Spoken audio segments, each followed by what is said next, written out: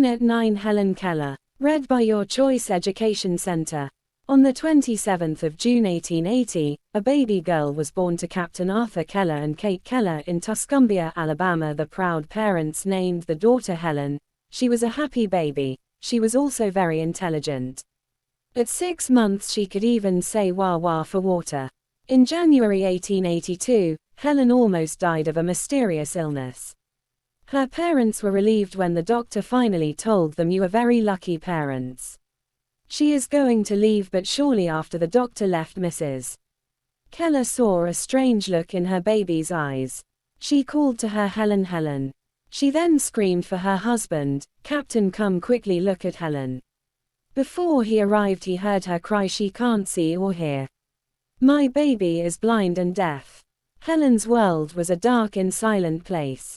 She became a very difficult time to live with. She ran about the house doing whatever she wanted. She became angry and violent very easily and drew things onto the floor or at other people.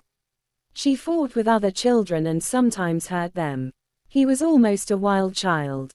No one could control her. The Kellers didn't know what to do. They needed help. In February 1887, Captain Keller contacted the Perkins Institute for the Blind in Boston. He asked the director of the institute for help with Helen. The director of the institute spoke to a young woman called Annie Sullivan. He told Annie about Helen and asked her if she would like to become Helen's teacher. The director explained Helen is a very intelligent child, but she has no language. There's a treasure inside her that needs to be opened. And I think you can open it for her. Part 2. Annie Sullivan was excited by the idea of helping a deaf-blind child. She agreed to travel to Tuscumbia and become Helen's teacher. When she arrived at the Kellers' house, she found a very messy, spoilt little girl. Helen grabbed Annie's suitcase and immediately began pulling everything out of it. Annie took a present for Helen from her suitcase. It was a doll.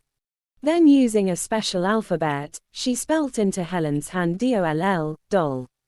"I am going to teach you language, the door to the world for you," she told Helen.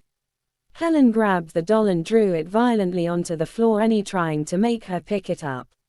But, instead, Helen kicked Annie in the face and knocked out a tooth. At the dining table that evening, Annie found that Helen was allowed to eat with her hands and take food from other people's plates.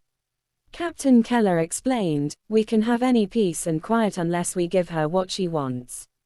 Annie said, "That's exactly the point. This child is spoilt." Annie believed that Helen should learn good manners. She tried to stop Helen from getting out of her dining chair. But Helen fought back. Then Annie sent to the family, "Please leave me alone with her. I can't treat her anything if you just let her do whatever she wants." Part 3. I stayed with Helen and asked the family to leave the dining room. Captain Keller was angry with me, but he agreed to go. I forced Helen to sit in a chair and eat from her own plate with a spoon. She was very strong. She kept knocking over the chair and throwing things onto the floor. But finally she sat and ate her food. On that first evening, Mrs. Keller wasn't very happy with me. "Miss Sullivan," she said, "I am not sure about your mother of teaching Helen." She ate with a small and folded her napkin. I told her my Helen folded her napkin, said Mrs. Keller. She couldn't believe her ears. The next day come on, I told Helen's father I can do anything with Helen unless I have her all to myself.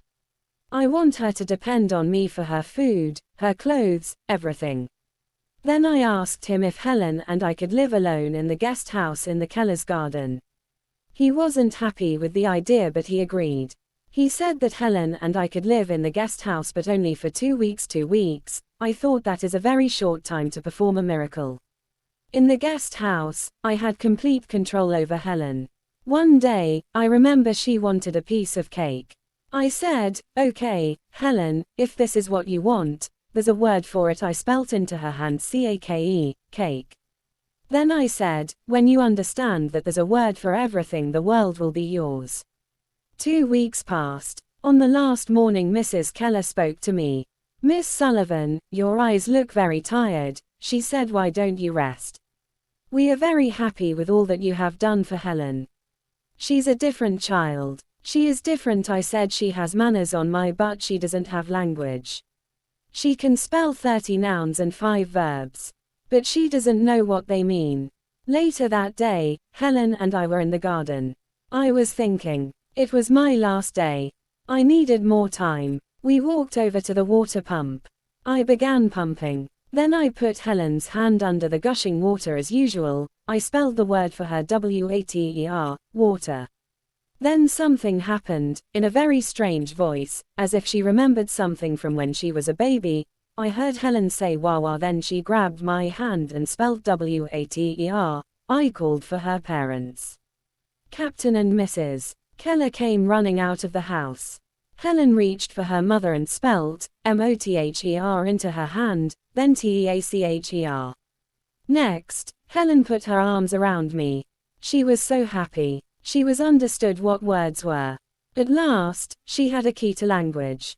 The world was hers. I held her hand and spelt the words I-L-O-V-E-H-E-L-E-N.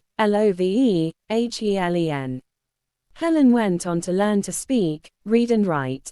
In 1904 she graduated from Radcliffe College, one of the best college in the United States.